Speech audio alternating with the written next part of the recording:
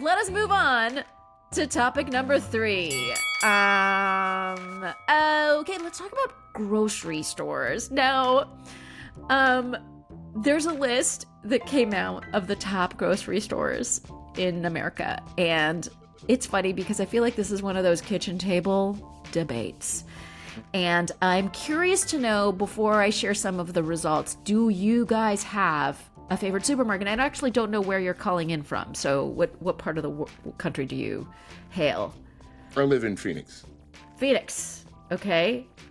And Chenjerai, where are you? I'm in New York, so my whole answer is going to be like, I'm going to be talking like a coastal bubble person. In fact, Negin, what is this thing of the grocery store? Is that like the app where I like have my crypto attached to it and like a person shows up? Yeah. What do you? I'm not sure what you mean by groceries. Wait, so okay, Menelek, I feel like okay, you have probably had people come to you in Phoenix visiting, and you've probably taken them to the supermarket, and they're New Yorkers, and they're like, "Let's just hang out here for a while." Like, I don't know if you like. I love going to a grocery store. With East Coasters, And the funny thing is, like, another thing that from the data that I just read about was that, like, not only that here are the favorites, blah, blah, blah, but also people in the Northeast are the least happy with their supermarkets than the rest of the country. Of course. Because we have much smaller ones, because we walk to them, so they just, like, they can't be as big, they can't be,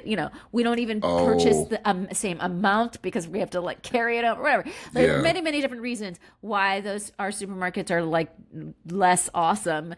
But take me to it. Like, guys, if I visit your town, take me to a supermarket. Like, I love just checking it out. It is so fun. No, Negin, I'm with you. I have a weird joy, and it's probably just because I'm sort of like a glutton, recovering. It's that I just love being in a supermarket. Like, I was driving back from Virginia, and I went to stop at Wegmans. The problem, I'm going to have to say some critical things about these supermarket chains, by the way. I'm sorry. All right. But I will say that, like, I went in there, it was, like, so much better. Think about it. Like, do you want to go into, like, the rest stop, whatever, fast food orgy, or do you want to go into, like, I was like, Wegmans, there's fruit and all kinds of things I can't buy. Especially Wegmans, by the way, which I cannot believe how low on the list Wegmans was. Don't get me started. I think Wegmans is an absolute national treasure and total delight. They're using facial recognition now in the stores. Really? I'm sorry to inject a moment of hate into everything. Really? For surveillance or like for like shoplifting shit? I mean, who knows? Just God, at this point, why? For the data, Menelek. We don't even know why. We just need to get as much data just to have everybody as possible. But I mean, it's also and obviously, Whole Foods is owned by Amazon, so they have problems. But Wegmans, I thought Wegmans was supposed to be like the cheaper it's like a Whole Foods vibe, but a little cheaper. Maybe I could afford it. And then I realized maybe not necessarily true.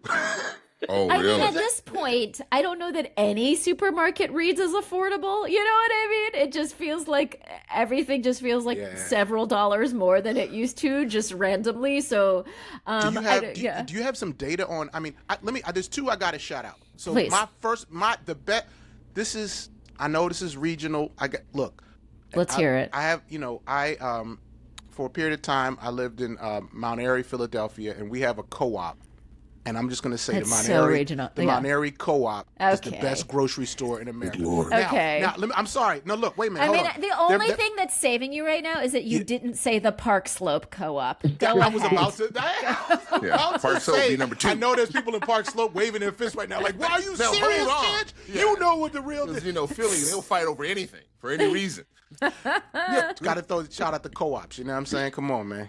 Yeah, actually, I do. I will say. An ex-boyfriend once took me to the Park Slope Co-op. I'm so sorry. And I did really revel in it. And I'd be like, when's the next time we're going? Like, it was a date. Like, you were able to get in?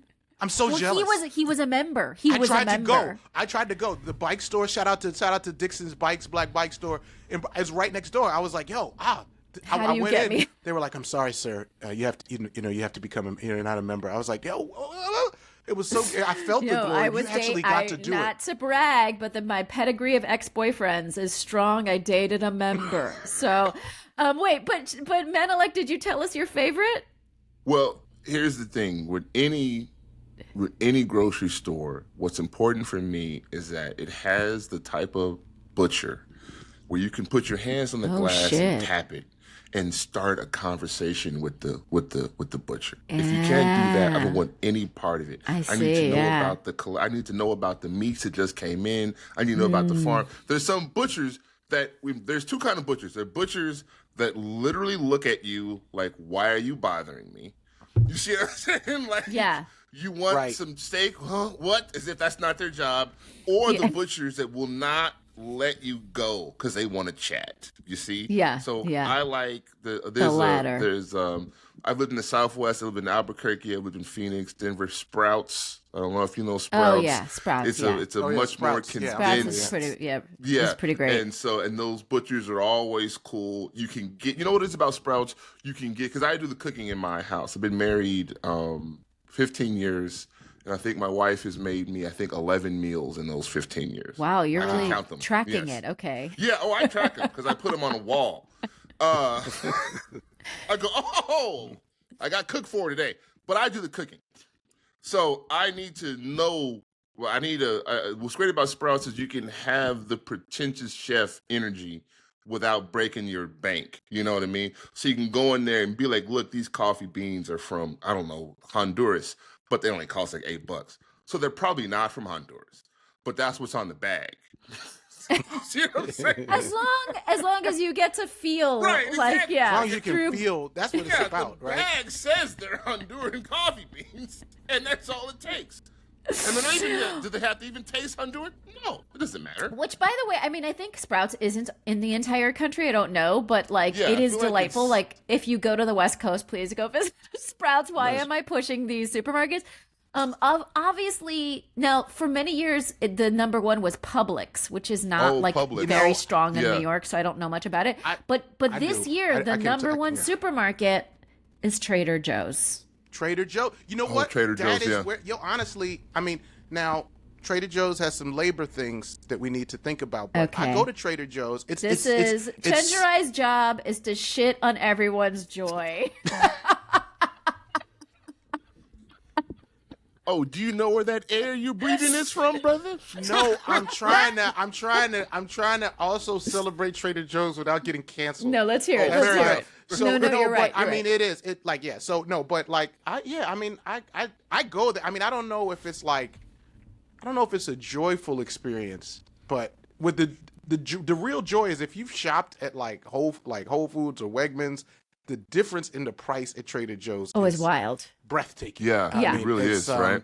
Yeah, and it is kind of it's and also I gotta say this is going to seem really weird thing to say because the lines at Trader Joe's, at least in New York, are crazy. I'm talking about they wrap around the store multiple times. Like you got to find the sign. But I kind of like it. Like the other day I was in it when I'm not in a rush. Obviously, when you're in a rush, you're like, what? You're just cursing. You become like a full-on New York. But when I'm in the line and people are kind of doing it, I'm like, this is humans cooperating. I mean, it does feel very Swedish or something. The extent of the cooperation and the there's something about it's just no, we're just all silently rule following in this kind of harmonious way. Yes, right. I mean, on the other hand, they could get a bigger space, and there's probably a way to there's probably a way where.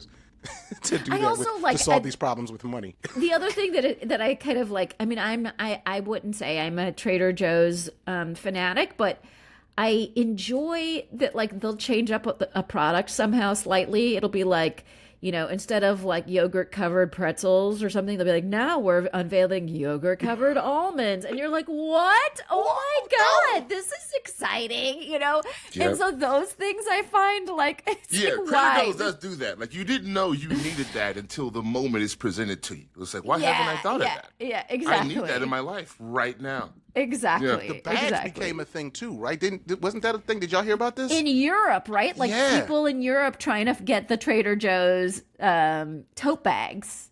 My wife was like, Chenjerai, because I ain't gonna lie. I heard that. I'm not gonna lie. I'm not proud of this. I heard that. I was like, let me stock up. I bought 6 Trader Joe's bags. No. As an investment. Are you eBaying your Trader Joe's bag? My wife was like, Chenj, you are a full-on sucker. Well, she's probably right. She is. I was like, wait a minute, where did I even see this headline? Where was that? Were you also the same person driving the Beanie Baby craze? No, but I should have been. Let me go. I'm now Googling Beanie Babies. Can I Good get money some? in that. All right, folks, that is the end of the show. I want to thank both of you guys for joining. And Menelek, can you tell us a little bit about the new podcast you're doing? Oh, certainly. It is a show I produced and co-created with my partner, Hans Charles, who was an award-winning cinematographer. He actually did the cinematography for Ava DuVernay's Oscar-nominated film 13th, and a variety of other credits.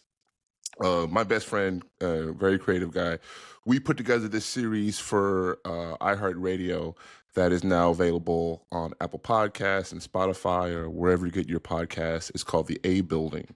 So in 1969, a group of students at Morehouse College held the Board of Trustees hostage for 2 days shortly after the assassination of Dr. King. And they essentially, like the historically black colleges, particularly down in Atlanta, had kind of missed the resistance movement of the 60s. And they wanted reform in their curriculum. They wanted to be more involved in the greater Atlanta community. They felt like they were on an island. And they used this moment, this lock-in moment, to do that. One of the students who was involved in the event was a junior at Morehouse at the time, and that was Samuel L. Jackson. And one of the hostages in the boardroom was actually Martin Luther King Sr. And they held him in there for 2 days. And our show, through 8 parts, 8 half-hour parts, we speak to several witnesses who were in the room that day, and we spoke to Avita King, MLK's niece, April Ryan, W. Kamau Bell. We just kind of track the history of protest as it relates to not just the Black community, but kind of how protest is really critical to a democracy, and how now we literally have a government that is trying to make protest a capital crime. So the show has become much more relevant than we even anticipated. So I cannot wait. I did not know about the story. I'm so excited to subscribe to A Building. Like, it's wild. I feel like it's like a lesser known tale.